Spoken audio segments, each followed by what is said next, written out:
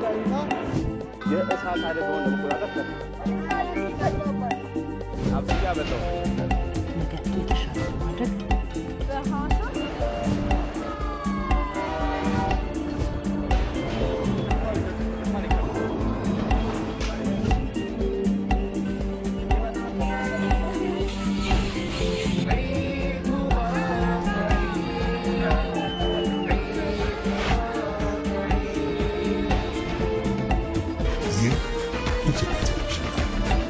ከዚህም በላይ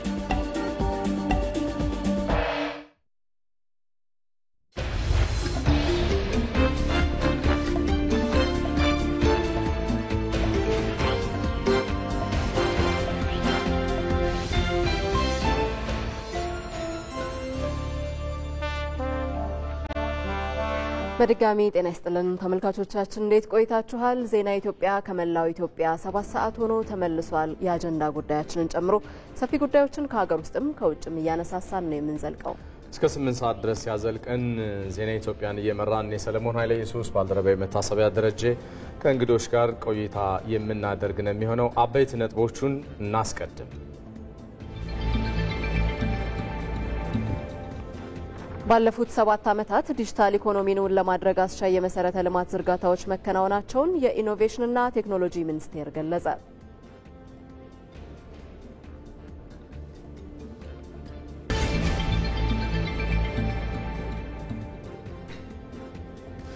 ባለፉት 7 ዓመታት በተወሰዱ የማሻሻያ ስራዎች የኢትዮጵያ ኢኮኖሚ በተለያዩ ተግዳሮቶች ውስጥ አልፎ እድገት እንዲያስመዘግብ መደረጉ ተገለጸ።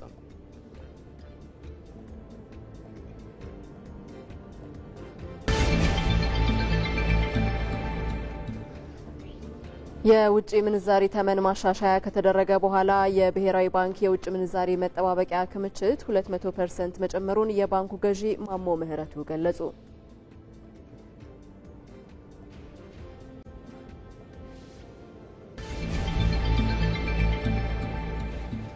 ሩሲያ ከአሜሪካ ጋር የጀመርኩትን ግንኙነት የማስቀጠል ፍላጎት አለኝ ስለማለቷ ከውጭ ይዘናል።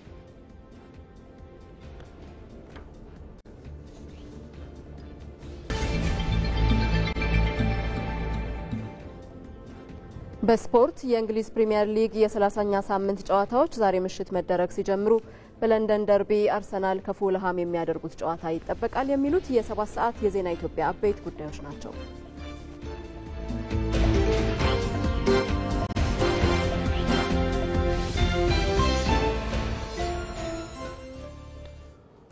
የተወደዳችሁ ከዋናው ስቱዲዮ በቀጥታ ስርጭት ከምትከታተሏቸው ዘገባዎች በተጨማሪ በተለያዩ ወቅታዊ ጉዳዮች ደግሞ ባልደረቦቻችንና እንግዶችም ማብራሪያ እየሰጡ ቆይታ የሚያደርጉን የሚሆኑት አባዲ ወይና ይታየኛል።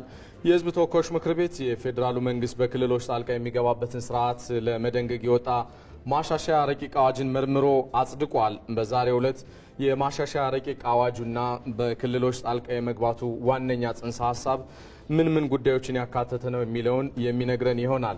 ሌላኛው ባልደረባችን ዮሐንስ ፍስሐ አለ። በግብርና ልማት እየተሰሩ ያሉ ስራዎችን ወይ ደግሞ በግብርና የመልማት አቅምን በተመለከተ የኢትዮጵያ አጠቃላይ እንቅስቃሴ ካለፉት ዓመታት ወዲህ ለውጡ ይዟቸው የመጣው አዳዲስ ጉዳዮች የትኞቹ ናቸው የሚለውን የሚነግረን ይሆናል። በሌላ መንገድ በመናነሳው የአጀንዳ ዘገባችን በተለይ ምጣኔ ሀብት የኢትዮጵያ የምጣኔ ሀብት እድገትን በተመለከተ የምጣኔ ሀብት ተመራማሪው ዘመዴነህ ንጋቱም አሉ ከኛ ጋር ቆይታ የሚያደርጉ ነው የሚሆኑት። ሌላኛው እንግዳችን ደግሞ ሲሳይ አለሙ ሌላኛው ተደራቢ የአረንጓዴ አሻራ አጀንዳችን ላይ በኢትዮጵያ ብዝሃ ሕይወት ኢንስቲትዩት የደንና ግጦሽ መሬት የእጽዋትና ብዝሃ ሕይወት ምርምር ስራ አስፈጻሚ ናቸው። ከደቂቃዎች በኋላ ሁሉንም ቀላቅለን አብረውን የሚቆዩ ይሆናል።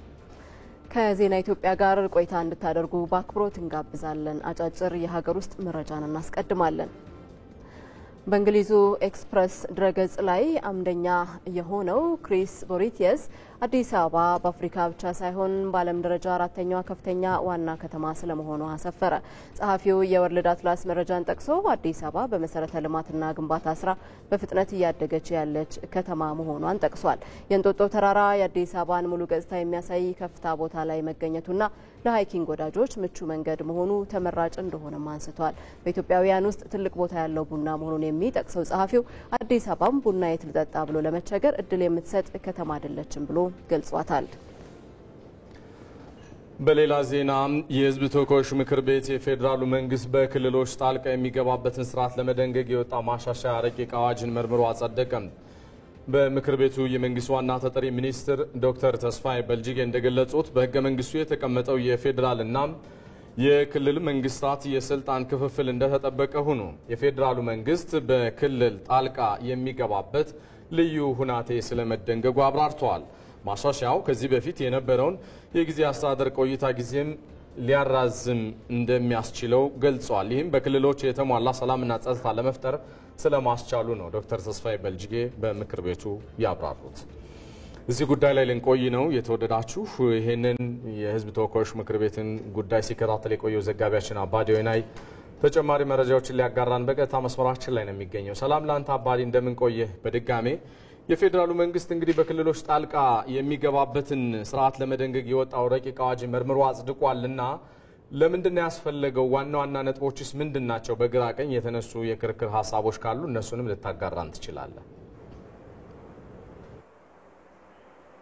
አመሰግናለሁ ሰለሞን። የህዝብ ተወካዮች ምክር ቤት ዛሬ 22ኛ መደበኛ ጉባኤውን አካሂዷል። በዚህ ጉባኤም በዋናነት ሲመለከተው የነበረው የፌዴራል መንግስት በክልሎች ጣልቃ የሚገባበትን ስርዓት ለመደንገግ የወጣ ማሻሻያ ረቂቅ አዋጅ ላይ ነው በዋናነት ዛሬ ትኩረት አድርጎ ሲወያይ የነበረው ማለት ነው። እንግዲህ የፌዴራል መንግስትና የክልል መንግስት የተለያዩ ስልጣን እንዳላቸው በህገ መንግስቱ መደንገጉ የሚታወስ ነው። ይሁን እንጂ የፌዴራል መንግስት በተለያዩ ምክንያቶች ወይም ሁኔታዎች አማካኝነት በክልሎች ጣልቃ የመግባት ኃላፊነት ወይም ስልጣን አለው። ከሁኔታዎች መካከል ብንመለከትም በዋነኝነት ከክልል አቅም በላይ የሆነ የጸጥታ መደፍረስ ችግር ሲያጋጥምና የክልል አስተዳደሮች ለፌዴራል መንግስት ጥያቄ ሲያቀርቡ የፌዴራል መንግስት በክልሎች ጣልቃ በመግባት አጠቃላይ የጸጥታ ሁኔታ እንዲስተካከል የማድረግ ኃላፊነትና ስልጣን አለው። ከዛ ባሻገር ደግሞ በማንኛውም ክልል ሰብአዊ መብቶች ሲፈጸሙና የክልሉ መንግስት ደግሞ ይህንን ማስተካከል ካልቻለ የፌዴራል መንግስት በመግባት እንግዲህ ጣልቃ ገብቶ አጠቃላይ በክልል ሰብአዊ መብቶች እንዲከበሩ ከፍተኛ ስራ የመስራት ኃላፊነትና ስልጣን አለው። እንዲሁም በሶስተኛ ደረጃ ብንመለከትም በማንኛውም ክልል ህገ መንግስቱ በመጣስ ህገ መንግስቱን አደጋ ላይ የሚጥሉ ከሆነ እንግዲህ የፌዴራል መንግስት ጣልቃ በመግባት ህገ መንግስቱ እንዲከበርና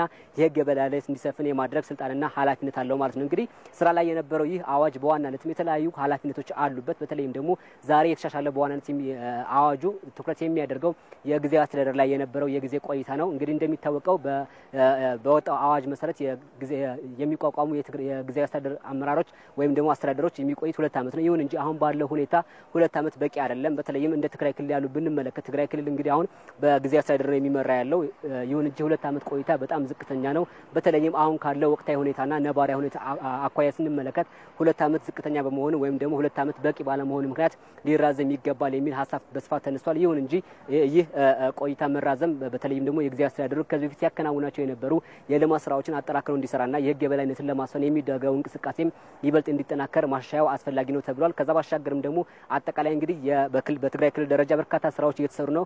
የጊዜያዊ አስተዳደሩ በቀጣይም በሚኖረው ቆይታ ለምርጫ ራሱን ዝግጁ ለማድረግና ለምርጫ ለሚመረጥ መንግስት ኃላፊነቱን ለማስረከብ ካሁኑ መደላደል እንዲፈጠር ይህ ቆይታ ማራዘሙ አስፈላጊ ነው ተብሏል ማለት ነው። እንግዲህ የፓርላማ አባላት ወይም ደግሞ የምክር ቤቱ አባላት በርካታ ሀሳቦች ናቸው ያነሷቸው። ካነሳቸው ሀሳቦች መካከል ብንመለከትም ይህ ረቂቅ አዋጅ በጣም አስፈላጊ ነው። በተለይም ደግሞ በክልሉ ያለውን የልማት እንቅስቃሴ ይበልጥ ለማጠናከር ህገ መንግስቱ በተሟላ ልክ ተግባራዊ እንዲሆንና የህግ የበላይነትን እንዲሰፍን የሚደረገው እንቅስቃሴ ይበልጥ ለማጠናከር ይህ የማራዘሙ ቆይታ ወይም ደግሞ የጊዜያዊ አስተዳደሩ ቆይታ ማራዘም አስፈላጊ በመሆኑ ይህ ይበልጥ ሊጠናከር ይገባል ተብሏል።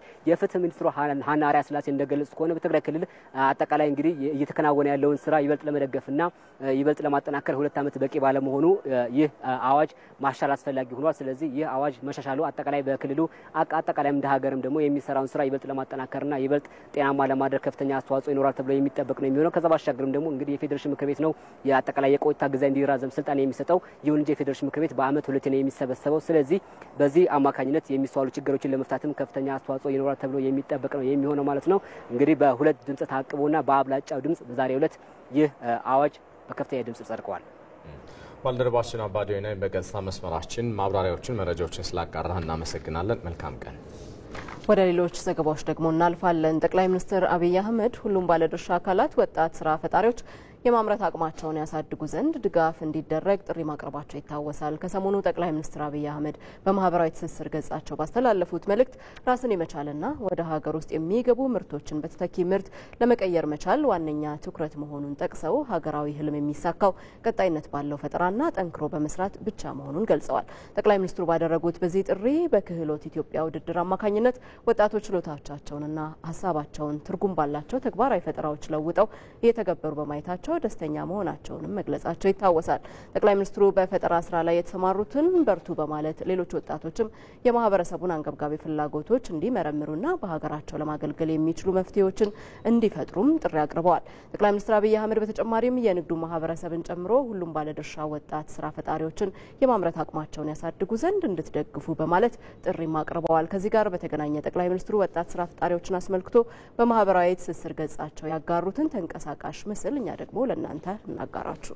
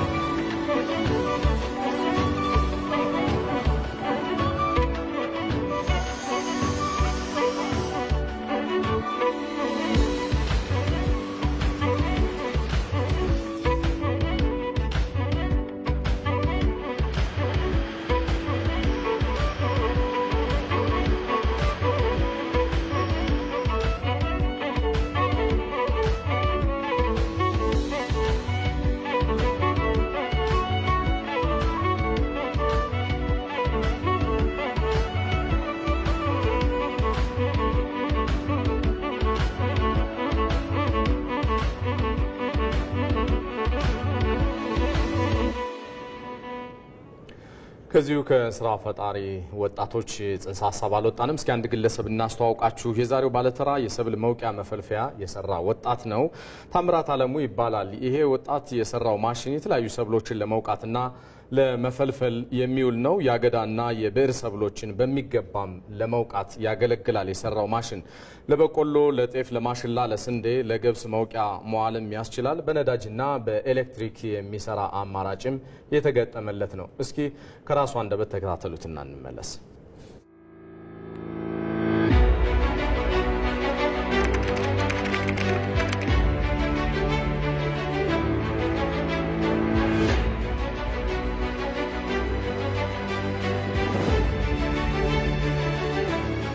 ከየክልሉ ከተውጣጡ ባለሙያዎች ጋር በመሆን የምትመለከቱትን መልቲ ክሮፕ ትሬሽንግ ማሽን ወደ 8 የምንሆን ባለሙያዎች ነን ይህ ማሽን የሰራ ነው።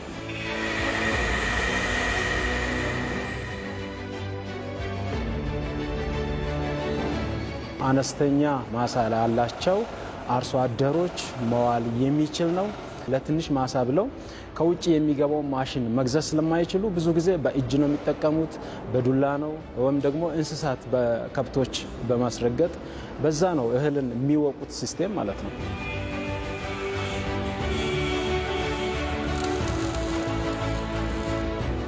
ራሱ ይወቃል። ራሱ ወንፊት አለው። ለምሳሌ ለበቆሎ፣ ለጤፍ፣ ለሩዝ፣ ለስንዴ፣ ለገብስ ሳራማና አገዳማ የምንላቸውን እህሎች በሙሉ መውቃት የሚያስችል ነው ማለት ነው። በሚሰጠው ነፋስ እብቅ ይወጣል። አላስፈላጊ እህል ላይ ማይገቡ ብናኝ ነገሮችን ያስወግዳል ማለት ነው። በቀላሉ ምን ሆነ ጥርት ያለ ወደ ወፍጮ ቤት የሚሄድ እህል መውቃት የሚያስችል ማሽን ነው። ከዛ ባሻገር ምንድነው መልቲ ፐርፐዝ ነው። በኤሌክትሪክ መጠቀም አለብኝ የሚል ካስተመር ከመጣ በዲናሞ እንዲሰራ ይደረጋል። አይ አልፈልግም ሪሞት ኤሪያ ነው የሚጠቀመው ወይም ገጠራማ አካባቢ ከሆነ ደግሞ በጄኔሬተር መስራት ይችላል ማለት ነው።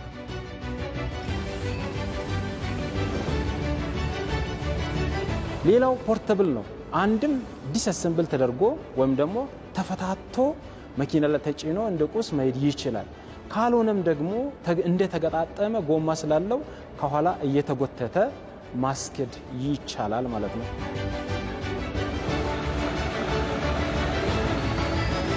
ለአርሶ አደሩ አይደለም ለአገሪቱ ሁሉ የሚጠቅም ከዛም ባሻገር ለአፍሪካ ሁሉ መትረፍ የሚችል አይነት ፕሮዳክት ነው ይዘን የቀረብነው ማለት ነው።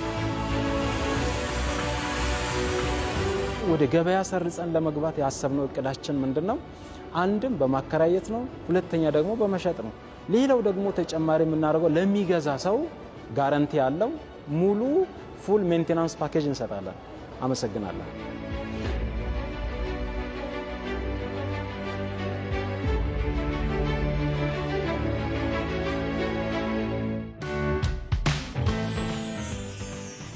የምትከታተሉት የዛሬቱ ኢትዮጵያ ነገን ዛሬ ፕሮግራማችን ነው። በዚህ በ5-6-7 ዓመታት የለውጡ ግኝቶች የተየለለ ናቸው። መዘርዘር አይቻልም። ከመጋቢት 24 በኋላ የመጣ ለውጦች አንዱ ትርክት ግንባታ ላይ የሰራነው ስራ ነው። አሁን ያለነው ህገ መንግስት የሚሻሻል ህገ መንግስት እንጂ ተቀዶ የሚጣል ህገ መንግስት አይደለም። 4 ኪሎ ቁጭ ብለው አይደለም ወይ በ24 ሰዓት 4 ኪሎ እንግባ ብለው ጫካ ውስጥ ሰራዊት የሚያደራጁት። እንደ ብሔር ብሔረሰቦች አጋር የተባሉ ሲጠሩ የነበሩ ይሄን ያስቀረ ፓርት ነው።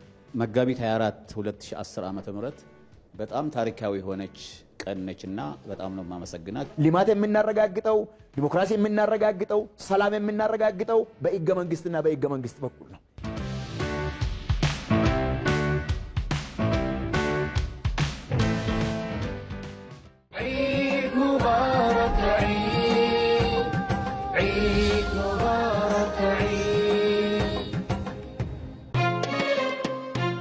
ኢማን አላብሱን ስለሄደው ወር ቀልባችን ታርቀን በእምነት ኢትዮ ዳይሬክትና ካሽኮ የሞባይል መተግበሪያዎች እንዲሁም በውጭ ሐዋላ አስተላላፊ ድርጅቶች በኩል ገንዘብ ሲላክሉ በዕለቱ የምንዛሬ ዋጋ ላይ የ12 ብር ተጨማሪ ጉርሻ የሚያገኙ መሆኑን በአክብሮት እንገልጻለን። ኢድ ሙባረክ። ሲቢ ኑር የተሟላ ከወለድ ነፃ የባንክ አገልግሎት።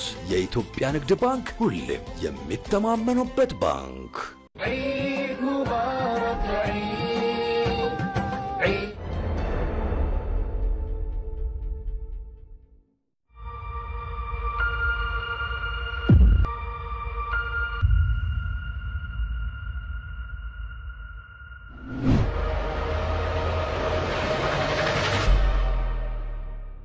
ኢትዮጵያዊ ዲሞክራሲ ያስፈልገናል። ኢትዮጵያዊ ፍልስፍና ያስፈልገናል። ኢትዮጵያዊ ማንነት ላይ ቤዝ ያደረገ ነገር ያስፈልገናል። ምን ማለት ነው? የሚያምን ይሉንታን የሚያቅ ጎረቤት የሚያከብር ታላቅ የሚያከብር ከሁሉ በላይ ልዩነቶች ከሰው በታች መሆናቸውን ማሰብ ያስፈልጋል።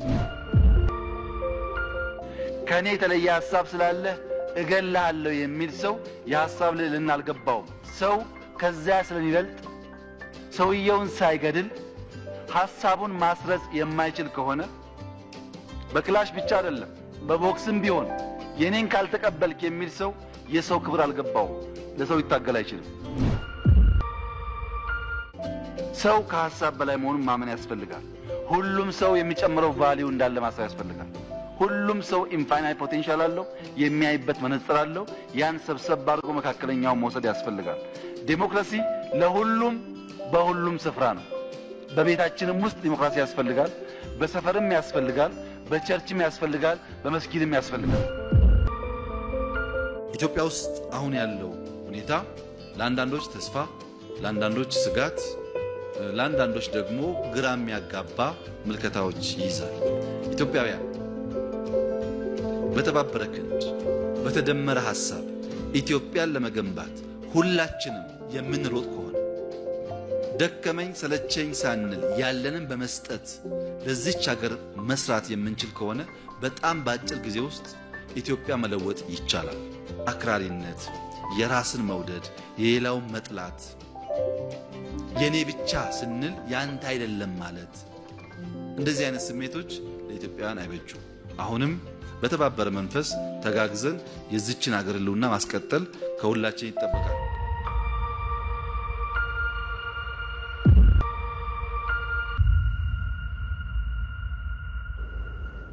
ዜና ኢትዮጵያ ወደ አጀንዳ ጉዳዩ ተሻግሯል። የዛሬ አጀንዳ ጉዳያችን ባለፉት 7 ዓመታት በኢኮኖሚው ዘርፍ እንዲሁም ደግሞ በግብርናው ዘርፍ የተሰሩ ስራዎችና የመጡ ለውጦች ላይ ትኩረት ያደረገ ነው። በኢኮኖሚ ዘርፍ የመጡ ለውጦችን ትኩረት አድርገን ደግሞ ተጨማሪ መረጃ እንዲያጋሩን እዚህ ስቱዲዮአችን እንግዳ ጋብዘናል።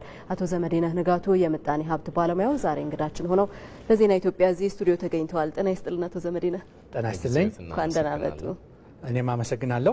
መልካም ከርሶ ጋር ቆይታ የምናደርገው ከኢኮኖሚክ ሪፎርሙ ጋር በተያያዙ ጉዳዮች ላይ ነው። የተሰሩ ዘገባዎች አሉ፣ እነሱን እናስቀድምና እንመለሳለን። ባለፉት 7 ዓመታት በተወሰዱ የማሻሻያ ስራዎች የኢትዮጵያ ኢኮኖሚ በተለያዩ ተግዳሮቶች ውስጥ አልፎ እድገት እንዲያስመዘግብ ማድረጉ ተገለጸ። በሀገር በቀል የኢኮኖሚ ማሻሻያ የተገኙ ስኬቶችን በተሟላ ማክሮ ኢኮኖሚ ማሻሻያ ማጠናከር መቻሉም ነው የተገለጸው። ሳራ ሳህለ ስላሴ ከሀገራዊ ለውጡ ጅማሮ አንስቶ ባለፉት 7 ዓመታት የኢትዮጵያ ኢኮኖሚ በጠንካራ መሰረት ላይ እንዲገነባ ያግዛሉ በተባሉ 5 ምሰሶዎች ላይ ትኩረት ተደርጎ በመሰራት ላይ ይገኛል። በመጀመሪያው ሀገር በቀል የኢኮኖሚ ማሻሻያም አመርቂ ውጤቶች መመዝገባቸውን በገንዘብ ሚኒስቴር የፊስካል ፖሊሲ አማካሪው መዝገቡ አምሃ ይገልጻሉ። የመጀመሪያው ምዕራፍ ተግባራዊ በመናረግበት ጊዜ እንደዚሁ ተጨማሪ በርካታ ተግዳሮቶችን እንደገና ኢኮኖሚ ቢያስተናግድም በዚህ ውስጥም የኢኮኖሚ እድገት ማስመዝገብ ተችሏል። የኤክስፖርት ገቢያችንንም በተወሰነ ደረጃ ከማሽቆልቆል እንደገና እንዲያንሰራራ ማድረግ ይችላል። በፋይናንስ ዘርፉም እንደዚሁ በርካታ ለውጦችን በማምጣት ለግል ዘርፉ የሚያቀርበውን የፋይናንስ አቅርቦት እንዲያሻሽል በእጅጉ በጣም እንዲሻሽል ማድረግ የተቻለበት ሁኔታ ነው ያለው። በአንደኛው ምዕራፍ የኢኮኖሚ ማሻሻያ የነበሩ ተግዳሮቶችን ለማለፍና በዓለም አቀፍ ደረጃ ተወዳዳሪና ዘመናዊ ኢኮኖሚን ለመገንባት ከሐምሌ ወር 2016 ዓ.ም ጀምሮ የተሟላ የማክሮ ኢኮኖሚ ማሻሻያ ትግበራ ወደ ስራ ገብቷል። በዚህም የተሻለ ውጤት መታየት መጀመሩን ነው አማካሪው የሚገልጹት። ማሻሻያ አድርገን በዚህ ረገድ የገቢ አፈጣጠሙ ስኬታማ ነው የሚያሰኝ መንገድ ላይ ነው ያለው። በተለይ በዚህ ዓመት ትልልቅ የገቢ እድገት እየታየ ነው ያለው። በታክስ ረገድ በተለይ አሁን ስናየው ወደ ከ76% በላይ በአመታዊ እድገት እያሳየ ነው ያለው ታክስ ገቢ። ወጪያችን በገቢያችን ልክ የመሸፈን ፊስካል ዴፊሲታችንን በመንግስት ግምጃ ቤት ሽያጭ ላይ ብቻ በማድረግ የፊስካል ዴፊሲታችንን የሸፈን ያለበት ሁኔታ ነው ያለው። ስለዚህ ከዚህ አንፃር ጥሩ ስኬት ነው ያለው ማለት ይቻላል። የተደረገው የኢኮኖሚ ማሻሻያ የመንግስት የዕዳ ክምችት ከመቀነስ ባለፈ በገቢና ወጪ ንግድ ላይ ያለውን መዛባት ለማስተካከልም ሚና እንዳለው ነው የተገለጸው። ይሁንና የሚስተዋለውን የዋጋ ንረት ለማርገብ ከግል ዘርፉ ጋር ተባብሮ መስራት እንደሚያስፈልግ ነው የአዲስ አበባ ንግድና ዘርፍ ማህበራት ምክር ቤት ምክትል ፕሬዝዳንት አይችሉም ከበደ የሚናገሩት። በአዲስ ቻምበርም እንደገና በአዲስ አበባ ዘርፍ ምክር ቤትም ትኩረት አድርገን እየሰራን ያለነው ኢንፍሌሽን የምንቀንስበትን ኢንፍሌሽኑ ደግሞ የሚወርድበትን ምክንያቱም ኢንፍሌሽኑ የሚወርደው አምራች ዜጋን ስናፈራ ነው። አምራች ዜጋው በጣም በሃይሊ ኢኒሺዬቲቭ ሆኖ ነው አሁን እየሰራ ያለውና ያንን ነገር ደግሞ ማበረታታት ይፈልጋል። ስናበረታታ ከባንክ ይጀምራል።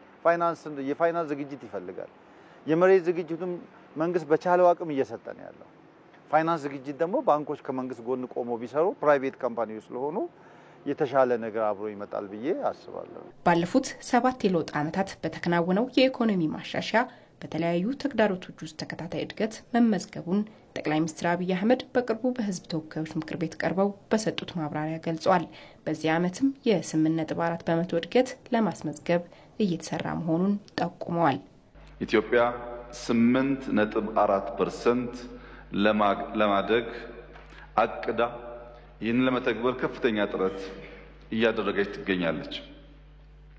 ባለፉት 8 ወራት የነበሩ የኢኮኖሚክ እቅዶቻችን አፈጻጸም እንደሚያመላክቱት በሚቀጥሉት 4 ወራት ይህንኑ ተግባር አጠናክረን መድገም ከቻል በዘንድሮ ዓመት ካቀድነው ከ8.4 በላይ ልናሳካ እንደምንችል ይጠበቃል። በኢትዮጵያ ታሪክ ውስጥ ታይተው የማይታወቁ ውጤቶች ተመዝግበዋል። ባለፉት 7 ዓመታት ኢትዮጵያ በየዓመቱ በአማካኝ የ7.2% የኢኮኖሚ እድገት አስመዝግባለች። ተመልሰናል። የተወደዳችሁ በአጀንዳ ዜና ኢትዮጵያ ተጨማሪ ምላሽና ማብራሪያ የሚሰጡን የምጣኔ ሀብት ባለሙያው ዘመዴን ንጋቱ አብረውን አሉ። እሳቸው ጋር ቆይታችን እናደርጋለን። በድጋሜ እንኳን ደህና መጡ። አመሰግናለሁ።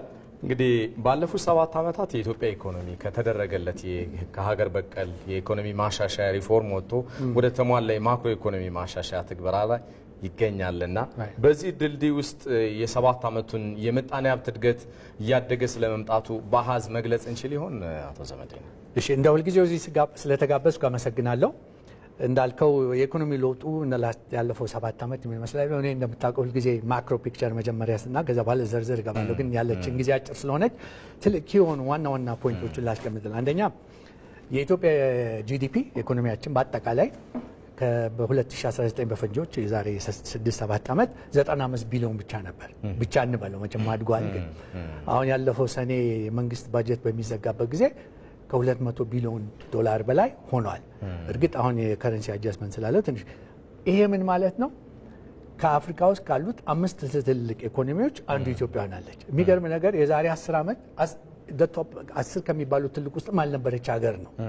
ስለዚህ ይሄ የእድገት ማመለካከት ነው። በኋላ ምናልባት ዝርዝሩን እንገባበታለን። ይህን ካልኩ በኋላ እንደውም እኔ ሁልጊዜ ተስፋ መስጠት ፈልጋለሁ፣ ማበረታት ፈልጋለሁ። እኔ ብቻ አይደለም።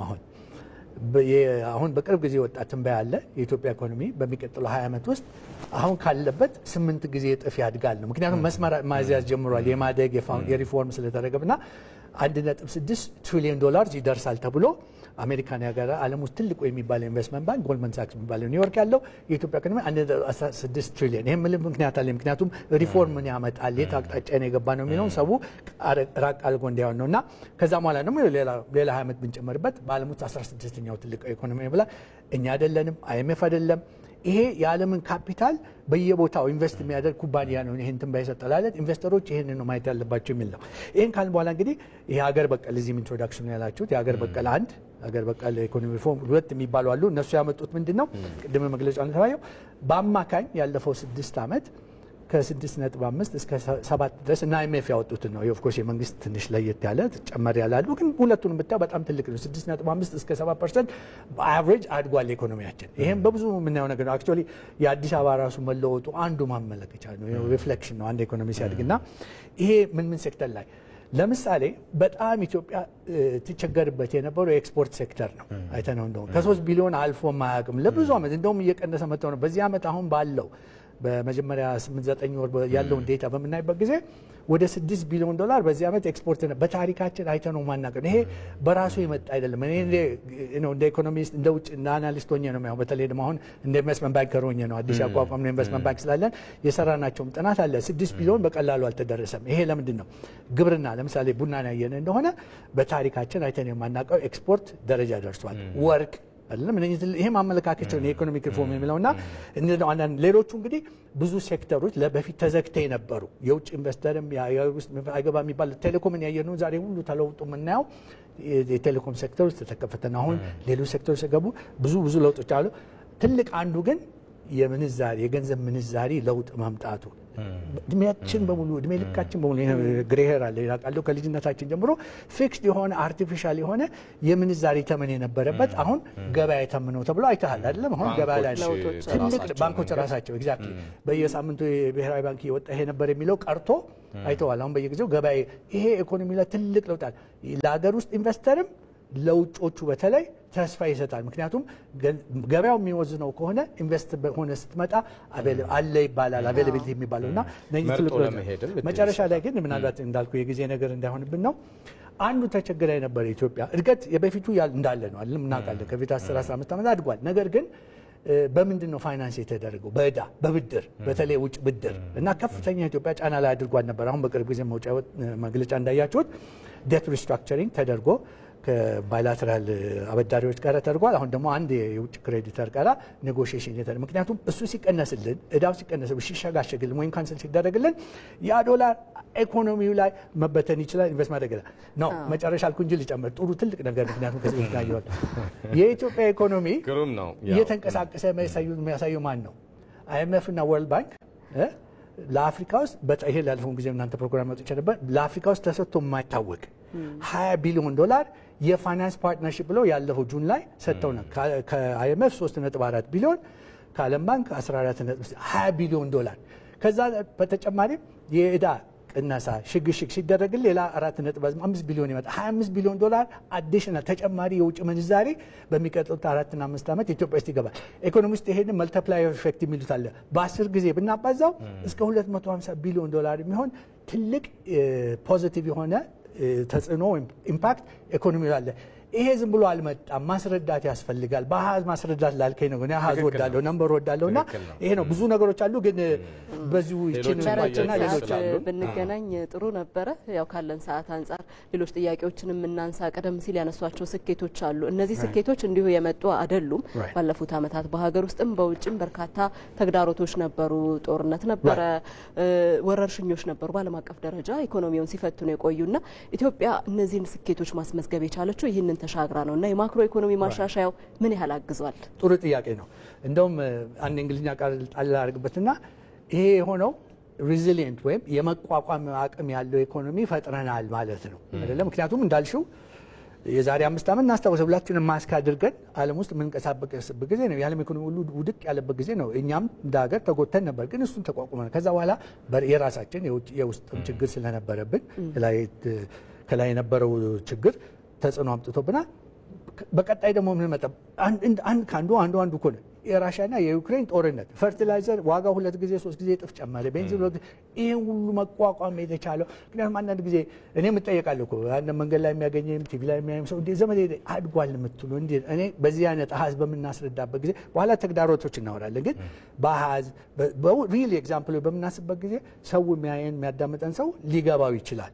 ተግዳሮቶቹም እንዳሉ ማለት ነው እና ላልሽ ነው ሬዚሊየንት ወይም መቋቋም የሚችል አቋም ያለው ኢኮኖሚ ሰርተናል የሚል መልስ ነው ያለኝ። መልካም። እዚሁ ላይ አቶ ሰመዴነህ እንዲያክሉልን የኢኮኖሚ እድገቱ ያው እያደገ መምጣቱ በአሃዝ የተደገፈው ነገር በዓለም አቀፍ ኩባንያዎችና ተቋማት ሳይቀር ምስክርነት የተሰጠው ድጋፍ የተሰጠው ነው። አይኤምኤፍ ወርልድ ባንክም የሚያወጧቸው ሪፖርቶች ይህን ስለሚያሳዩ እድገቱ ግን ሁሉም ዜጋ ላይ በአማካይ ይህን በአንጻራዊ ነው ላነሳ የምችል በአንጻራዊነት ሁሉም ዜጋ ላይ ኢምፓክት እንዲያመጣ ወይ ደግሞ አዎንታዊ ተጽዕኖ እንዲያመጣ የዋጋ ግሽበቱን እንዲያረጋጋ በማድረግ በኩል መሰራት ያሉባቸው ጉዳዮች ደግሞ እንዳሉ ይሰማኛልና ከዚህ ላይስ ምን ነው?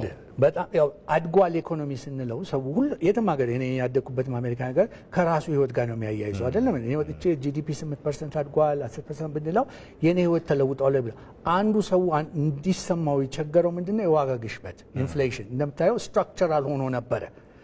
ያለፉት 15 16 ዓመታት በአማካኝ 15% ሆኗል ኢንፍሌሽን። ስለዚህ ኑሮ ትራንስፖርት ነው ብድዱ ከሆነበት እኛ አድገናል ነው። መንገድ ተሰርቷል፣ ኤርፖርት ተሰርቷል፣ ፋብሪካ ተሰርቷል ብንለው የራሱ ህይወት ጋር በየጊዜው ስለዚህ ይሄ አንዱ መንግስትም ትኩረት እየሰጠው ነው እኔ እስከማውቀው ድረስ አለ።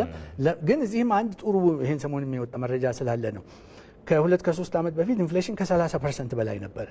አሁን ያለፈው ሳምንት ብሔራዊ ናሽናል ባንክ ያወጣው ላይ 15% ጥሩ ነው፣ አቅጣጫው ጥሩ ነው፣ ግን መውረድም አለበት ሰው ህይወቱ ላይ ናው። ኢንፍሌሽን ያመጣቸውን ችግሮች ደግሞ መቅረፍ አለብን፣ ሶልቭ ማድረግ አለብን። አንደኛው ምንድነው? የግብይት ስርዓቱ ይሄ የማስመጣት የማከፋፈል የሆልሴል ሪቴል ዲስትሪቢዩሽን የምንለው ነገር በንጉሱ ጊዜ ጀምሮ የነበረ በጣም ኋላ ቀር የሆነ ዘመናዊ የሆነ እንደውም አንዳንድ ነገር ላይ ኢምፖርት ላይ በተለይ በተወሰኑ ድርጅቶች ወይም ሰዎች የተያዘ ስለነበረ በመሃል ደላላ እየገባበት ኢንፍሌሽኑን የሚያጨምር። ሁለተኛ ምንድነው? ምርትና ምርታማነታችን እንደምንፍለው አላደገም። አሁን ብዙ ነገር ኢምፖርት እናደርጋለን። ኢምፖርትድ ኢንፍሌሽን የሚባለው አሁንም ይጎዳናልና ምርትና ምርታማነት የማኒፋክቸሪንግ ሴክተሩን በተለይ ሀገር ውስጥ ምርት እንዲበዛ ማስፋፋት አለብን። እኔ አሁን በማኒፋክቸሪንግ ሴክተር አለ ኤክስፖርት ከኢትዮጵያ እንደሚደረግ አሳይተናል። የኛ ፋብሪካ የቱሪስት ዴስቲኔሽን የሆነው ለምንድነው? አሳይተናል። ኢትዮጵያ ውስጥ ማምረት ቻሌንጅ አለው። ግን እኛ 1500 ሰራተኛ ፋብሪካ ውስጥ ዓለም ውስጥ ተወዳድረን በየቀኑ በኳሊቲ በዋጋ እንሰራለን። ትኩረት ከተሰጠ ኤክስፖርት ማለት አገር ውስጥ ግን ማምረት መቻል ይሄ ኢምፖርት ሰብስቲቱሽን ከስሎጋን ማለፍ አለበት። አሁን ጥሩ ተጀምሯል። ኢትዮጵያ ታምርት የሚል ተጀምሯል። እሱ ግን በደንብ ማጠናከር መያዝ አለብን። ያለበለዚያ ኢምፖርት እያደረግን ባላንስ ይሄ ኤክስፖርት የምናደርገው ሁሉ የሚወጣው ከሆነ ምንም ጥቅም የለው ማለት ነው። እሱ ነው ላልከኝ ነገር ይሄ ፍትሃዊ ሀብት ክፍፍል የሚለው ነገር እኔ ሁልጊዜ የምማምንበት ነገር። አሁን በተለይ ኢንቨስትመንት ባንካችን አንዱ ዓላማችን በብዙ ሚሊዮን ይሄ ከሪፎርም ጋር ይመጣል። ምክንያቱም ኢንቨስትመንት ባንክ ማቋቋም አንችል ነበር፣ ስቶክ ማርኬት አይቋቋምም ነበር ሪፎርም ባይኖር። እዛ ላይ ምንድነው ዓላማችን? በብዙ ሚሊዮን ኢትዮጵያኖች የአክሲዮን ባለ ሀብት እንዲሆኑ በየአቅማቸው በሌሎችም ነገሮች ላይ ኢኮኖሚ ላይ ፍትሃዊ ሀብት ክፍፍል የሚለው የፖሊሲ ሆኖ ስራ ላይ መሆን መቻል አለ። ምክንያቱም የተወሰነ ሰው ብቻ ሀብታም ቢሆን ለሀገራችን የማይጠቅመንና እነኚህ ናቸው የሪፎርሙ እንግዲህ አንዱ የለውጡ ግሩም ነው። ሰፊ ጉዳዮችን ይዘን የምንመለስበት ነው ሌላ ጊዜ የሚሆነው። የምጣኔ ሀብት ባለሙያው ዘመዴን ንጋቱ ላጋሩን ሀሳብ አሃዙንም አጠቃላይ የዓለም አቀፍ ተቋማትና ኩባንያዎች ስለኛ ኢኮኖሚ እያሉ ያሉትንም ነገር ስላጋሩን አብዝተን ነው የምናመሰግነው። እኔም አመሰግናለሁ። መልካም ቀን። ታንክ ዩ። እንቀጥላለን ተመልካቾቻችን። ከዚሁ ጉዳይ ጋር ወደ ተያያዘ ሌላኛው ጉዳያችን ነው የምናልፈው። ኢትዮጵያ ባለፉት 7 ዓመታት በግብርናው ዘርፍ ምርታማነትን ለመጨመር መስኖ ላይ የሰራችው ስራ በስንዴ ራሷን የመቻል ውጤት ያስገኘላት ስለመሆኑ ይገለጻል። የግብርናው ዘርፍ በአመት 3 ጊዜ ወደ ማምረት መሸጋገሩ በሀገሪቱ ኢኮኖሚያዊ እድገትን የማፋጠን ጉልህ አስተዋጽኦ እንዳለውም ነው የተጠቆመው። ሰለሞን ጸጋዬ በኢትዮጵያ ከዛሬ 7 ዓመት በፊት የመንግስት ለውጥ ሲደረግ ለግብርናው ዘርፍ ትልቅ ቦታ ተሰጥቶ እንደሚሰራ ጅማሮ የተቀመጠው ዘርፉን ከአምስቱ የኢኮኖሚ እድገት ምሰሶች አንዱ በማድረግ ነው። ካለፉት 7 የለውጥ ዓመታት ወዲህ የሀገሪቱን የኢኮኖሚ ስብራቶች ለማስተካከል ተስፋ ተጥሎበት በዘርፉ በተሰራው ስራ ታዲያ ተጨባጭ ለውጥ ማስመዝገብ ስለመቻሉ መንግስት በተደጋጋሚ ሲገልጽ ቆይቷል። ባለፉት 5-6 ዓመታት በተሰሩ ስራዎች ዘንድሮ ብቻ የአነስተኛ አርሶ አደሮች የሰብል ሽፋን ከ17.5 ሚሊዮን ሄክታር ወደ 20.5 ሚሊዮን ሄክታር ማደግ ችሏል። ይሄ ትልቅ እመርታ ነው። ኩታ ገጠም የሚል እንቅስቃሴ መጀመራችን በግልጽ የሚታወስ ሲሆን እስከ ባለፈው ዓመት ድረስ 8.7 ሚሊዮን ሄክታር መሬት በኩታ ገጠም የተሸፈነ ቢሆንም ዘንድሮ ወደ 11.8 ሚሊዮን ሄክታር ማደግ ችሏል።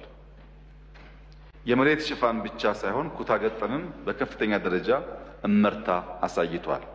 ከዚህ በፊት እምብዛም ያልነበረው በትራክተር ተጠቅሞ ማልማት የሜካናይዜሽን እርሻ አሁን ላይ ግን ለዘርፉ በተሰጠው ትኩረት በሀገሪቱ በስፋት ሲተገበር ተስተውሏል። ኢትዮጵያ በግብርናው ዘርፍ ስኬታማ የሆነችበት የበጋ ስንዴ ልማት በአዲስ አብዮት አዲስ ታሪክን የጻፈችበት ነው።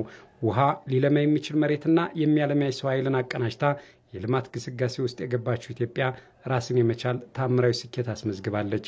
ስንዴ ከውጭ ማስገባት የለባትም ኢትዮጵያ ማምረት አለባት ብሎ ለወሰኑ ሰዎች እንደ ተአምር ሊወሰድ ይችላል።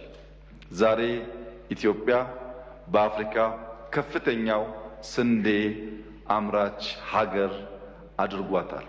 የበጋ ስንዴ ልማት አስተዋሽ አጥቶና ተዘንግቶ የነበረውን የሀገርን የውሃና የመሬት ሀብት እንዲሁም ሊያለማ የሚችል የሰው ኃይልን አቀናጅቶ በመስራት በአመት 3 ጊዜ ማምረት አስችሏል። ከዚህ በፊት ስንዴን ከውጭ ለማስገባት በአመት እስከ $1 ቢሊዮን ታወጣ የነበረችው ሀገር በራሷ አምርታ ራሷን የመቻል ጉዞ የገባችው በእነዚሁ 7 የለውጥ ዓመታት ነው። ከዚህ ባሻገርም የበጋ ስንዴ ልማት የለውጡ ዓመታት አንዱ መገለጫም እንደሆነ ይጠቀሳል።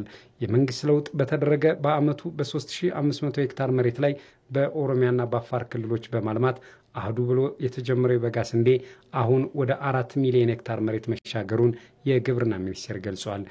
በዝናብ ላይ ብቻ ጥገኛ የነበረውን ግብርና ሁሉንም የውሃ አማራጮች የመጠቀም ከእጅ ወዳፍ የሆነውን ግብርና ወደ ኮመርሻል ግብርና የመቀየር ችግሮቹን የመለየት መፍትሄዎቹ ደግሞ ስር ነቀል በሆነ መንገድ የማስቀመጥ ሁኔታ የለውጡ መንግስት ግብርና ላይ ሲጀምር ግብርና ከዚህ በፊትም ቢሆን በቃል ደረጃ ትኩረት ያልተሰጠበት ስርዓት የለም። ግን የቃልና የተግባር ልዩነት ነው የነበረውና በተግባር በእነዚህ ጉዳዮች ላይ እርምጃዎች በመውሰዱ ለውጦች ተገኝተዋል ማለት ነው። የውሃ ሀብት ሊለማ የሚችል መሬትና የሚያለማ የሰው ኃይልን አቀናጅታ የልማት ግስጋሴ ውስጥ የገባችው ኢትዮጵያ ራስን የመቻል የስንዴ ምርት ተአምራዊ ስኬት አስመዝግባለች። የምግብ ሉዓላዊነትን ለማረጋገጥ ግብርናው ዝናብ ጠባቂ ብቻ መሆን የለበትም በሚል ወደ ሰፋፊ የመስኖ ልማት መግባቱም ግብርናውን ወደ አዲስ ምዕራፍ አሸጋግሮታል። እርግጥ ነው የመስኖ ስንዴ ልማት በንቅናቄ ሲካሄድ የአመለካከት ክፍተት፣ የግብዓት እጥረት፣ የውሃ አቅርቦት መጓደልና የአንዳንድ የሚመለከታቸው አካላት ቁርጠኝነት ማነስ ተግዳሮቶችም አጋጥመውታል። ለሀገራዊ አርሶ አደርና ለአጠቃላይ የግብርና ልማት እንቅስቃሴ አሳሳቢ የሆነው ጉዳይ ደግሞ አሁንም ድረስ የአፈር ማዳበሪያ ከውጭ የተገዛ መግባቱ ነው። የሀገሪቱን የመልማት አቅም በመረዳት ለዘርፉ ትኩረት የሰጠው መንግስትም ለተግዳሮቶቹ ተገቢ የመፍትሄ እርምጃዎችን በማስቀመጥ በልማቱ ውጤት እንዲመዘገብ አድርጓል። አልወጣንም ከአጀንዳ ጉዳያችን እንቀጥላለን። ባለፉት 7 ዓመታት በትኩረት ተሰርቶ ለውጥ ከተገኘበት የኢኮኖሚ ዘርፍ አንደኛው የግብርናው ዘርፍ ተጠቃሽ ነው። በተለይም ከለውጡ ዓመታት ወዲህ እንደ ሀገር ያለው ምቹ ሁናቴን በመጠቀም የተሻለ ምርትና ምርታማነትን ለማረጋገጥ መንግስት የተለያዩ እርምጃዎችን ወስዷል። በዚህም ውጤት ተገኝቷል። ለአብነት በስንዴ ልማት የተገኘው ውጤት የሚጠቀስ ነው። እዚሁ ጉዳይ ላይ አልወጣንም። በጉዳዩ ዙሪያ ባልደረባችን ዮሐንስ ፍስሐ ተጨማሪ መረጃዎችን ሊያጋራን በቀጥታ መስመራችን ላይ ነው የሚገኘው። ሰላም ላንተ ዮሐንስ፣ እንደምን ቆየህ? ኢትዮጵያ የምግብ ሉዓላዊነት ማረጋገጥ ይገባኛል ያለች ሀገር ሆና ፊት ለፊት አጀንዳዎች መጥቶ ሰፋፊ ስራዎች እየተሰሩ ነው የሚገኙት። ይህን ለማረጋገጥ ባለፉት ዓመታት በስንዴ ልማት የተገኘው ውጤት ምን ያክል አጋዥ ነው ማለት ይቻላል? ዮሐንስ አመሰግናለሁ ሰለሞንና መታሰቢያ። እንግዲህ ቀደም ብላችሁም ከእንግዳም ጋር ስታነሱ እንደነበረው በዋናነት ባለፉት 7 ዓመታት ከፍተኛ ውጤት ከተገኘባቸው ሴክተሮች ወይም ደግሞ ዘርፎች መካከል ግብርናው እንደሆነ ይታወቃል። ከዚህ ቀደም እንግዲህ ከለውጡ በፊት የነበሩት ዓመታት ግብርናው ወደ ኢንዱስትሪ ያሸጋግራል ተብሎ እቅድ የተያዘ ቢሆንም በሚገባው መልኩ እንግዲህ ግብርናው ላይ ተሰርቶ ውጤት በተፈለገው መልኩ ውጤት ሊመጣ እንዳልቻለ ነው መገንዘብ የሚቻለው። በዋናነት እንግዲህ ኢትዮጵያ ወደ 112 ሚሊዮን ሄክታር መሬት የቆዳ ሽፋን እንዳላት ጠቅላላ የቆዳ ሽፋን እንዳላት ይታሰባል። ከዚህም መካከል እንግዲህ ወደ 74 ሚሊዮን ገደማ ሄክታር የሚሆነው ለከፍተኛ ድካም የሚጠይቅ ቢሆንም ለግብርና መሆን እንደሚችል ይነገራል። ከዚህ መካከል ወደ 38.5 ሚሊዮን ሄክታር የሚሆነው ለም የሆነ ለግብርና እጅግ የሚመች ምቹ እንደሆነ ነው የሚነገረው። በአጠቃላይ ኢትዮጵያ ካላት የቆዳ ሽፋን መካከል ወደ 35 በመቶ የሚሆነው መሬት ለግብርና ምቹ እንደሆነ ይነገራል። ይህንን አስተባብሮ ይህንን አቅም ፈጥሮ ግብርናው እንግዲህ የዚህ ሀገር ዋና የኢኮኖሚ ምሰሶ እንዲሆን በማድረግ ረገድ ክፍተቶች እንደነበሩ ይታወሳል። እንግዲህ የለውጥ መንግስት ወደ ስልጣን ከመጣ በኋላ የዚህ ሀገር የጀርባ አጥንት የሆነውን ግብርናውን መሰረት አድርጎ መሰራት አለበት ተብሎ እቅድ ተይዟል። ኢትዮጵያ አመቱን ሙሉ የሚፈሱ ወደ 12 የሚጠጉ ወንዞች አሉት። በቢሊዮን ሜትር ኪዩብ የሚጠቀስ ሀይቆችና እንዲሁም የከርሰ ምድር እንዲሁም የገጸ ምድር ውሃ ሀብት አላት። ይህንን ሀብት አስተባብራ ግን ከስንዴ ጥገኝነት መላቀቅ አልቻለችም ነበር። እስከ $1 ቢሊዮን በማውጣት ጭምር ስንዴ ከውጭ ይገባ ነበር። ይህም እንግዲህ የውጭ ኃይሎች በዚህ ሀገር ፖለቲካ እጃቸውን እንዲያስገቡም ዋነኛ ምክንያት እንደነበር ይታወሳል። ዋና 5 የኢኮኖሚ አምዶች ከተለዩ በኋላ ግብርናውን ከፊት በማስቀደም እንግዲህ በዋናነት የተሰራው በበጋ መስኖ ስንዴን በአመት 3 ማምረት ነው። ይህም እንግዲህ 2011 ላይ ሲጀመር ወደ 3500 ሄክታር መሬት ነበር የለማው። ይህም በኦሮሚያና በአፋር ክልሎች ማለት ነው። እንግዲህ በዋናነት ከዚህ ቀደም በደንብ ያልተሰራበት በወይና ደጋና ደጋ በሚባሉ የኢትዮጵያ አካባቢዎች ነበር በዋናነት የስንዴ የሚሆን ሌሎች ምርቶች ሲመረቱ የነበሩት። የቆሎ አካባቢ እጅግ ማምረት የሚችል ነገር ግን ትኩረት ተሰጥቶበት ያልተሰራ አካባቢ ነበር። አሁን አፋርን ጨምሮ ሶማሌ ክልል በስንዴ ምርት እጅግ የላቀ ደረጃ ላይ የደረሱ እንደሆነ ማስታወስ ይቻላል። በ2015 ዓ.ም ያለው መረጃ እንደሚያሳየው ከሆነ ኢትዮጵያ ከራሷ አልፋ እንግዲህ ስንዴን ወደ ውጭ በመላክ ወደ $80 ሚሊዮን ገቢ እንዳገኘች መረጃዎች ያሳያሉ። ከ2011 ጀምሮ አሁን እስካለንበት 2017 እንግዲህ በየአመቱ የሚታረሰው መሬትም እየጨመረ ምርቱም እየጨመረ ነው ሄደው። በጥቃቅን አነስተኛ አርሶ አደሮች የለማው መሬት ስንመለከት ጠቅላይ ሚኒስትር አብይ አህመድ በቅርቡ ፓርላማ ላይ የተናገሩት መረጃ እንደሚያሳየው ከ17 ሚሊዮን ሄክታር መሬት አሁን ወደ 20.5 ሚሊዮን ሄክታር መሬት ደርሷል። የበጋ መስኖ ስንዴም በዛው ልክ ነው ጭማሪ እያሳያሉና በዘንድሮ አመት ወደ 178 ሚሊዮን ኩንታል ምርት ይጠበቃልና ይህም እንግዲህ ከአመት አመት ምን ያህል ለውጥ እየተገኘና ኢትዮጵያ ከጠባቂነት ተሸጋግራ አሁን ስንዴን በማምረት በምግብ ሉዓላዊነት ራሷን ወደ መቻል ደርሳለችና ይሄ ያለፉት ዓመታት 7 ዓመታት ዋና ለውጥ እንደሆነ ማንሳት ይቻላል። ሰለሞንና መታሰቢያ ባልደረባችን ዮሐንስ ፍስሐ በገታ መስመራችን ሰፋ ያለ መረጃዎችን ስላጋራ እናመሰግናለን። መልካም ቀን።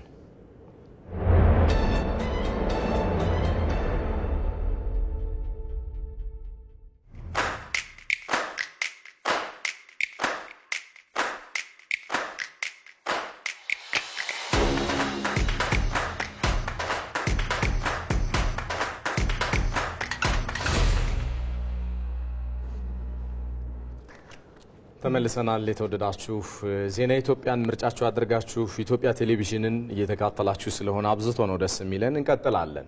በ2011 ዓመተ ምህረት በኢትዮጵያ አቆጣጠር የጀመረው የአረንጓዴ አሻራ መርሃ ግብር በቢሊዮን የሚቆጠሩ ችግኞች በመላ ሀገሪቱ በየዓመቱ እንዲተከሉ እድል ፈጥሯል። ይህም የነበረበትን የደን ሽፋን ከ17.2 በመቶ ወደ 23.6 በመቶ እንዳሳደገው መረጃዎች ያሳያሉ። ማለት እውነት ነው። 2011 ዓ.ም ላይ ሲጀመር በርካታ የማህበረሰብ ክፍሎች በዚህ የአረንጓዴ አሻራ መርሃ ግብር ተሳታፊ እንደነበሩ እናስታውሳለን። እኔ እናንተም በሰዓቱ ስቱዲዮ ውስጥ ነበርንና እያንዳንዱ ቆጠራ ላይ ስንሳተፍ ነበረ። ያኔ የጀመረው የአረንጓዴ አሻራ መርሃ ግብር ታዲያ ዛሬ ላይ በርካታ ዜጎች ማለትም ከ20 ሚሊዮን በላይ ዜጎች የሚሳተፉበት ሆኗል።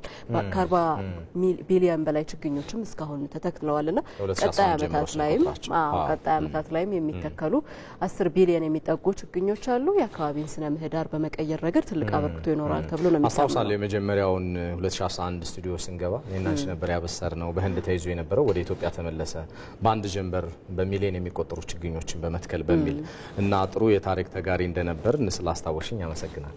ማለት ነው። በመትከሉም ባለፈው ዓመት ተሳትፈናል በተለይ ቢሲ በነበረው። እስኪ መርሃ ግብሩን በተመለከተ ያለፉት 4 ዓመታት ምን ገጽታ አላቸው የሚሉ ጉዳዮችን በወፍ በረር ባልደረባዊ መታሰቢያ ደረጃ ያጠናቀረችው አለ። እሱን ተከታተሉትና እንመለሳለን።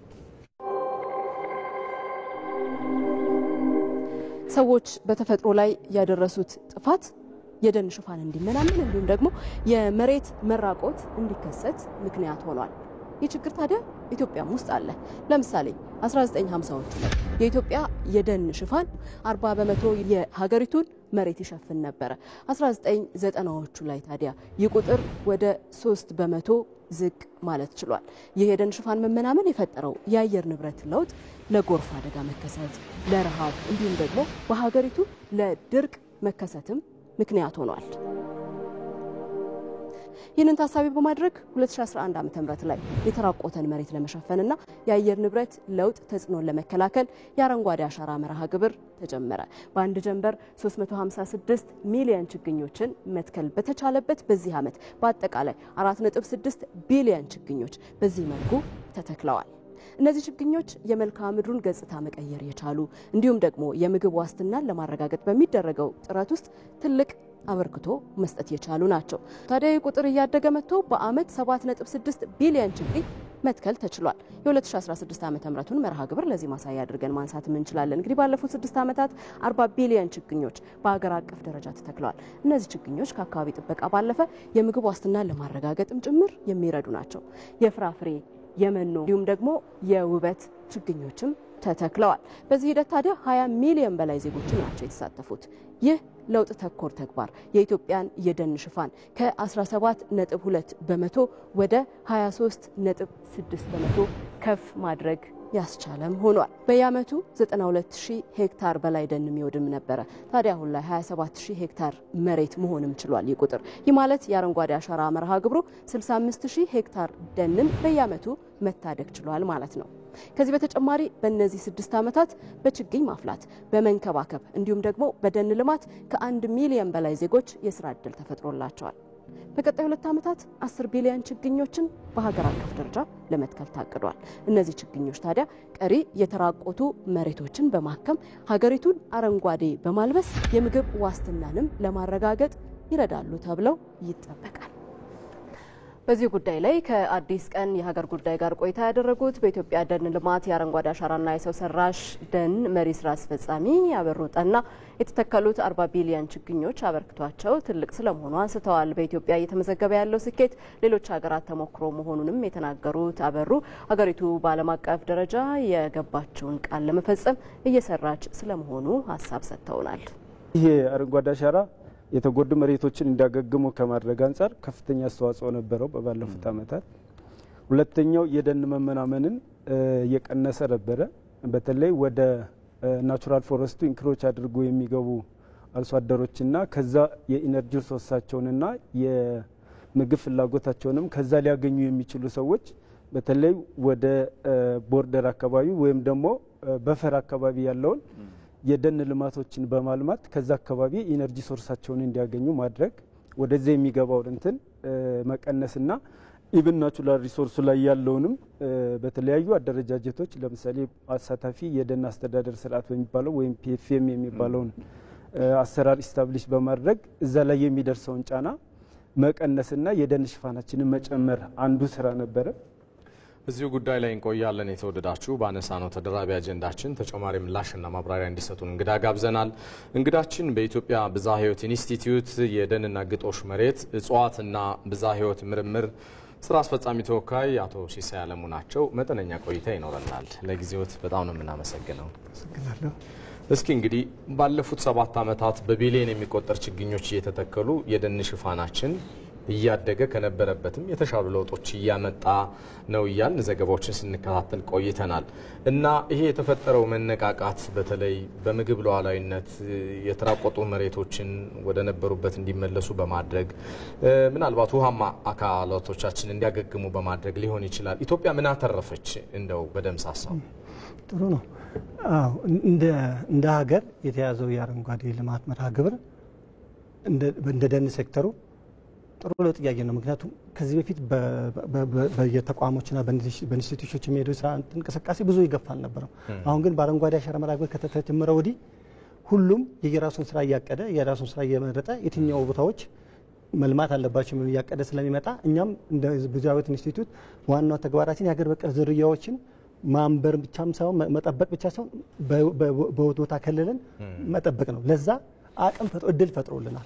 ምክንያቱም ትልልቅ ካምፔኖችና ሲዘጋጁ እዛ ላይ እኛም ድርሻ እንደ ሀገር በቀል እጽዋቶችን ሀገር በቀል እጽዋት ትልልቆቹ ብቻ ሳይሆን ከቁጥቋጦ ጀምሮ ያሉት ብዝሃ ሕይወት ናቸው። መጥፋት የለባቸውም፣ ሀብት ናቸው። ትውልዱ ወደፊት ከነሱ የሚያገኘው ጥቅም ስለሚኖር እነዛን ቦታዎች እዛ ተዳፋት የተጎረቦሩ የተጎዱ መሬቶች ላይ እየተከል እንዲጠበቁ እናደርጋለን። በሁለትዮሽ ስምምነት እኛ ችግኞችና እጽዋቶችን አፍልተን ስናቀርብ ማህበረሰቡ ደግሞ በቡድን በመውጣት ይጠብቃል። የቀበሌና የወረዳ መስተዳድሮች በዞኖችም ጭምር የመጠበቁን ስራ ኃላፊነት ይወስዳሉ። እኛ ዝርያዎችን እየጠበቀን የማልማትና የመንከባከብ እድል ፈጥሮልናል። ያ ደግሞ ሲጠበቅ በተተከሉት ብቻ ሳይሆን ከመሬት ውስጥ የሚወጡ እጽዋቶች አሉ። በተፈጥሮ የነበሩ አፈር ውስጥ የነበሩ ዘር ክምችታቸው የነበሩ ሲጠበቅላቸው የተሻለ የአየር ለውጥና እንክብካቤ ሲደረግ ከመሬት ይወጣሉ። እነዛ የሀገር ሀብት ናቸው። ትንሾቹም ቢሆኑ ያንን እድል ፈጥሯል። ይሄ ትልልቅ ካምፔን መካከል አቶ ሲሳይ ባለፉት 6 ዓመታት በአገር አቀፍ ደረጃ ከ40 ቢሊዮን በላይ ችግኞች ተተክለዋል በዚህ በአረንጓዴ አሻራ መርሃ ግብርና እንደው እንደ ሀገር ምን ለውጥ አምጥተዋል? በተለይ የምግብ ዋስትናን በማረጋገጥ እንዲሁም ደግሞ የአየር ንብረት ለውጥን መቋቋም የሚችል ስነ ምህዳርን በመፍጠር ረገድ ምን ለውጥ ተመዝግቧል? የሚታይ ግልጽ ለውጥ አለ እኮ። ለምሳሌ አሁን እኛ እጽዋቶችን ስንጠብቅ በተያያዥ የሆነ ስነ ምህዳሩን ነው የምንጠብቀው በተያያዥ። ያ ደግሞ ማህበረሰቡ ለሚያደርጋቸው የምግብ ዋስትና ማረጋገጦች ለምሳሌ አሁን ከሚዘመሉ የሀገር በቀል እጽዋቶች ውስጥ ከዛ መተቻለ ደግሞ መልቲ ፐርፐዝ የሆኑ የፎደር ምርቶች የፍሩት ምርቶች እየተተከሉ ነው። እነዛ የገበሬውን አቅም ያዳብራሉ። በተፈጥሮ በተመቸው አየር ነው እነዛ የሚበቅሉትና ስለዚህ ይሄ ትልቅ አቅም ፈጥረዋል። ማህበረሰቡ ከሚያደርጋቸው በተፈጥሮ የእርሻ ምርቶች በተጨማሪ ትልልቅ አመታዊ ቋሚ ሰብሎችን በመትከል እጽዋቶችን በመትከል ከሱ የሚገኘው ጥቅም ህይወቱን ይደብቀዋል። እነዛ ደግሞ በአካባቢያቸው ያለውን የአክሮ ክላይሜት እየለወጡ የሀገራችንን የአየር በረሃማነት መስፋፋትን የአየር ለውጡን ያግዛሉ፣ ይከላከለዋል፣ ያግዘዋል። ይህን የመጨረሻ ጥያቄ ላድርገው አሱሳይ። ስራው እንዲቀጥል እንፈልጋለን፣ የሰውም ስሜት ነው ብዬ አስባለሁ። የሀገር በቀል ችግኞችን ከመትከል ለምግብነትና ለደህንነት የሚውሉ ችግኞችን እስከ መትከል ድረስ ይህንበት ርቀት ኢትዮጵያን እየታደጋት ነው። እንዴት ይቀጥል ይሄ ነገር? ጥሩ ነው። አሁን እኮ የተያዘው መርሃ ግብር እየተስፋፋ እየተለመደ ሲሄድ ሁሉም ማህበረሰብ በክረምት ችግኝ መርሃ ግብርን ይጠብቃል። ይሄ እነዚህ ነገሮች እየተለመዱ ቀጣይ የሆኑ ይሄዱ ነው። እንደ በፊቱ በተወሰነ ዙር ተካሂዶ የሚቆሙ ቢሆን ኖሮ የመረሳት እድል ነበራቸው። አሁን ተከታታይ 5 እና 6 ዓመት እየተካሄደ አይደል?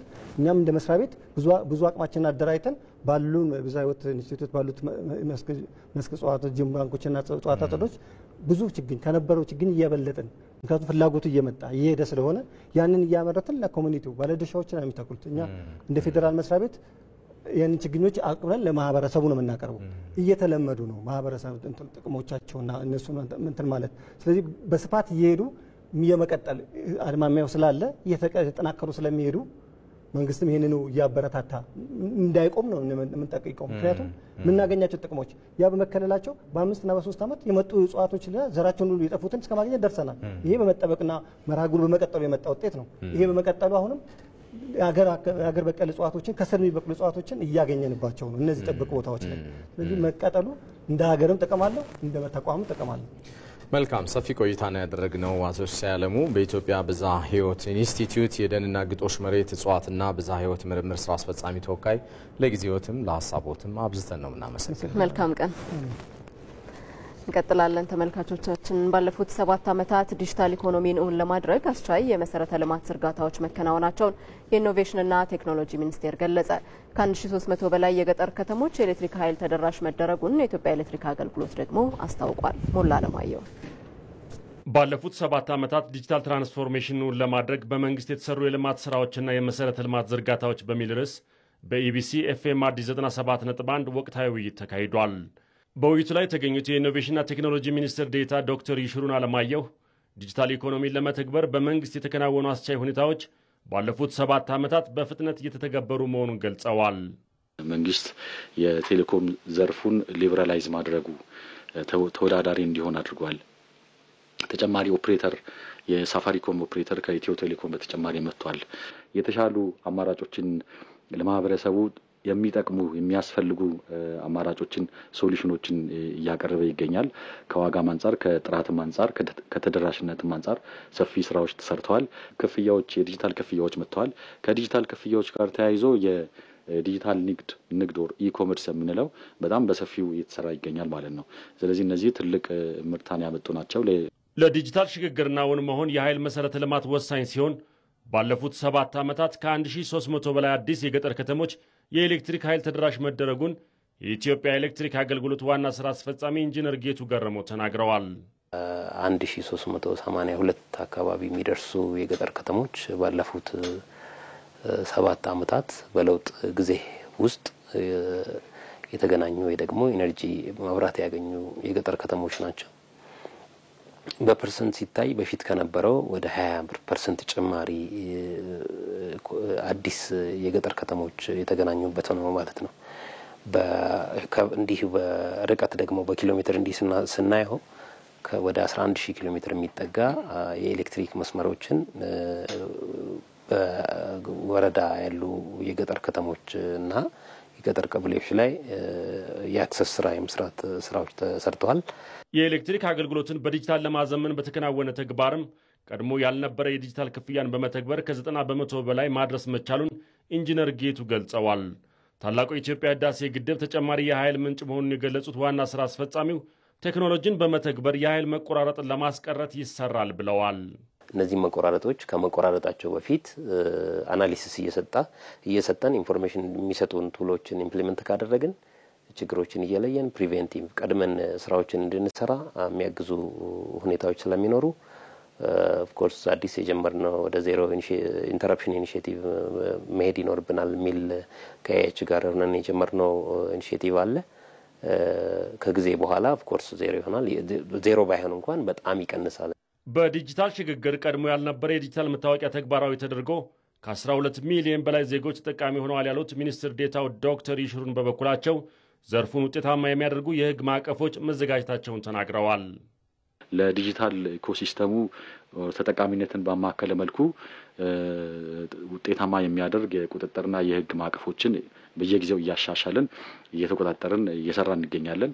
ከዚህ ጋር ተያይዞ እንደ ምሳሌ ልናነሳ የምንችለው የግል ዳታ ጥበቃ አዋጆች አሉ። የሳይበር ሴኩሪቲ ፖሊሲ፣ የአርቲፊሻል ኢንተለጀንስ ፖሊሲ፣ የኢትራንዛክሽን ፖሊሲ፣ ሌሎች ስትራቴጂዎችንም መጥቀስ እንችላለን።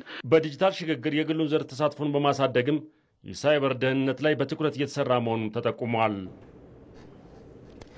የውጭ ምንዛሬ ማሻሻያ ተመን ከተደረገ በኋላ የብሔራዊ ባንክ የውጭ ምንዛሬ መጠባበቂያ ክምችት 200% ስለመጨመሩ የባንኩ ገዢ ማሞ ምህረቱ ገለጹ። ማሻሻያው የውጭ ምንዛሬ ፍሰት እንዲጨምርና ቀድሞ የነበረው የውጭ ምንዛሬ እጥረት እንዲቃለል ስለማድረጉም ነው ዋና ገዢው የገለጹት። ሄዶም አማረ ተከታዩን ይዛለች። በውጭ ምንዛሬ አስተዳደር ላይ ማሻሻያ ያደረገው ኢትዮጵያ ብሔራዊ ባንክ የውጭ ምንዛሬ ተመን በባንኮችና በደንበኞቻቸው መካከል ወደሚወሰንበት ስርዓት ያሸጋገረው በሐምሌ ወር 2016 ዓመተ ምህረት ነበር። ማሻሻያው የተረጋጋ የውጭ ምንዛሬ ተመንና ገበያን በማረጋጋት ላይ ትኩረቱን ያደረገ መሆኑም ተገልጿል።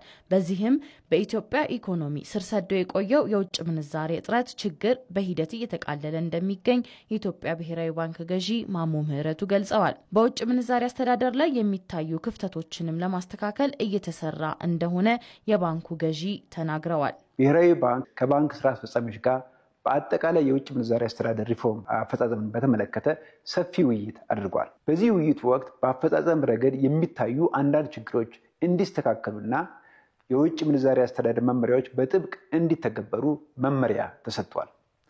በተለይም ባንኮች የሚያስከፍሉትን ኮሚሽንና የአገልግሎት ክፍያ ተመጣጣኝ በማድረግ የውጭ ምንዛሬ ለሚፈልጉ የግል ዘርፍ ተዋናዮች ከመቼውም ጊዜ በላቀ ሁኔታ የውጭ ምንዛሬ እንዲያቀርቡ መግባባት ላይ ተደርሷል። የኢትዮጵያ ብሔራዊ ባንክ በየ2 ሳምንት ልዩነት መደበኛና ተከታታይ የውጭ ምንዛሪ ሽያጭ ጨረታን ከዛሬ መጋቢት 23 2017 ዓመተ ምህረት ይጀምራልን ብለዋል። የውጭ ምንዛሪ አቅርቦትን ለማሻሻልና የተረጋጋ የውጭ ምንዛሪ ተመን እንዲኖር ለማስቻል በየ2 ሳምንቱ ግልጽ የውጭ ምንዛሪ ጨረታ የሚያካሄድ ሲሆን ይህም ለተከታታይ ወራቶች የሚቀጥል ሲሆን ቢያንስ የያዝነው በጀት ዓመት መጨረሻ ድረስ የሚቀጥል ይሆናል። ለእያንዳንዱ ጨረታ የሚቀርበው የውጭ ምንዛሬ መጠን የሚወሰነው በወቅቱ ያለውን የውጭ ምንዛሬ ፍላጎት በማገናዘብ ይሆናል። በቴክኖሎጂ በመታገዝ በህገ ወጥ መንገድ የገንዘብ ዝውውር በሚያካሂዱ ግለሰቦችና የሐዋላ ተቋማት ላይም እርምጃ እንደሚወሰድ ነው ማሙ ምህረቱ የገለጹት። የኢትዮጵያ ብሔራዊ ባንክ የተለያዩ የቴክኖሎጂ ዘዴዎችን በመጠቀም እንደ አስፈላጊነቱ ከፋይናንስ ደህንነት አገልግሎትና ሌሎች የህግ አስከባሪ አካላት ጋር በመተባበር የውጭ ምንዛሬ ግብይት ከባንክ ስርዓት ውጪ በሚያካሄዱ የውጭ ምንዛሬ ወደ ውጭ ሀገር በሚያሸሹ በህገወጥ የገንዘብ ዝውውር ወይም ማኒ ላውንደሪንግ በሚሳተፉና የብሔራዊ ባንክን የቁጥጥርና የአሰራር ስርዓት በሚጥሱ ግለሰቦች፣ የኋላ ኩባንያዎችና የገንዘብ አዘዋዋሪዎች ላይ ጥብቅ የክትትልና የቁጥጥር እርምጃዎችን ይወስዳል። በገበያ ላይ የተመሰረተ የውጭ ምንዛሬ ተመን ስርዓት ተግባራዊ ከተደረገ ወዲህ ብሔራዊ ባንክ 2 ጊዜ የውጭ ምንዛሬን ለባንኮች በጨረታ መሸጡም የሚታወስ ነው። ዜና ኢትዮጵያ ከመላው ኢትዮጵያ እንደቀጠለ ነው። አብራችሁን ስላላችሁ እጅግ አድርገን እናመሰግናለን። አሁን ደግሞ በትንታኔ ወደምናየው የውጭ ዘገባችን ነው የምናልፈው። ሩሲያ ከአሜሪካ ጋር የጀመርኩትን ግንኙነት የማስቀጠል ፍላጎት አለኝ አለች። የአሜሪካው ፕሬዝዳንት ዶናልድ ትራምፕ የፑቲን ነገር አበሳጭቶኛል ማለታቸውን ተከትሎ ሩሲያ አብረን ብንሰራ ይሻላል ስትል ምላሽ ሰጥታለች። መሐመድ አልቃድር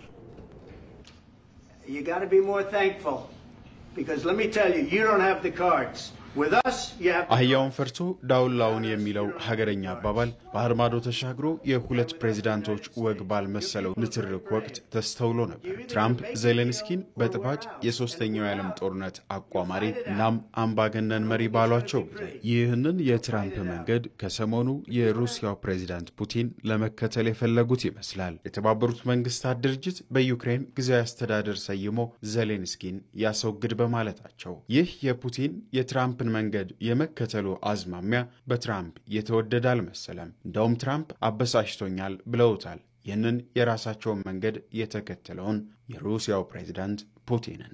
ሳምንታትን በአሜሪካ አሸማጋይነት በሳውዲ አረቢያ መከሩ።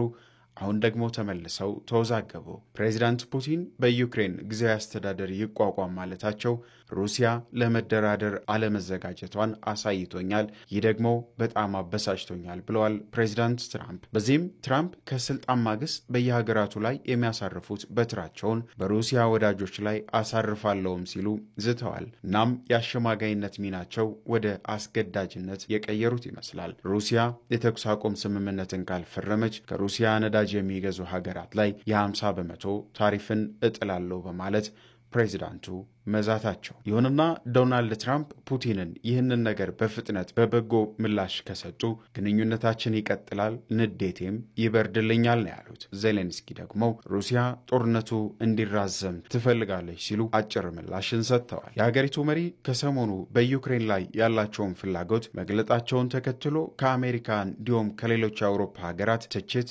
የደረሰባቸው ፑቲን ሀገራቸው ከአሜሪካ ጋር የጀመርኩትን ድርድር የማስቀጠል ፍላጎት አለኝ ብላለች ምላሽ በሰጠችበት ወቅት። ከሩሲያ በኩል የተሰነዘረው የመጀመሪያ ምላሽ ሀገራቱ ውጥረትን ማስወገድ አለባቸው፣ ሩሲያ ከአሜሪካ ጋር መስራት ትፈልጋለች፣ ወዳጅነታችንን መልሰን መገንባት እንሻለን ብለዋል የክሬምሊኑ ቃል አቀባይ ዲሚትሪ ፔስኮቭ። የአሜሪካው ፕሬዚዳንት በዚህ ሳምንት ከፑቲን ጋር እነጋገራለሁ ማለታቸውንም ተከትለው ቃል አቀባዩ ዲሚትሪ ፔስኮቭ ምንም አይነት እቅድ በዚህ ሳምንት ትራምፕና ፑቲንን ለማገናኘት አልተወጠነም፣ ነገር ግን መነጋገር አስፈላጊ ሲሆን ፑቲን ዝግጁ ናቸው፣ በራቸውም ክፍት ነው ብሏል። ባለፉት ሳምንታት በሳውዲ አረቢያ ከተደረጉ ንግግሮች አስቀድመው ትራምፕ ይቆጡትም ይዘልፉትም የነበረው ዜሌንስኪ ዛሬ አለሁላ ያሉት ይመስላል። ነገር ግን ፑቲን ጊዜያዊ አስተዳደር ይመስርት ማለታቸው ሰውየውን እርርድብን አድርጓቸዋል። አሁን ደግሞ የውጭ ምንዛሬና የዓለም አቀፍ ግብይት መረጃን ከተንቀሳቃሽ ምስሉ ጋብዘናችን እንመለስ።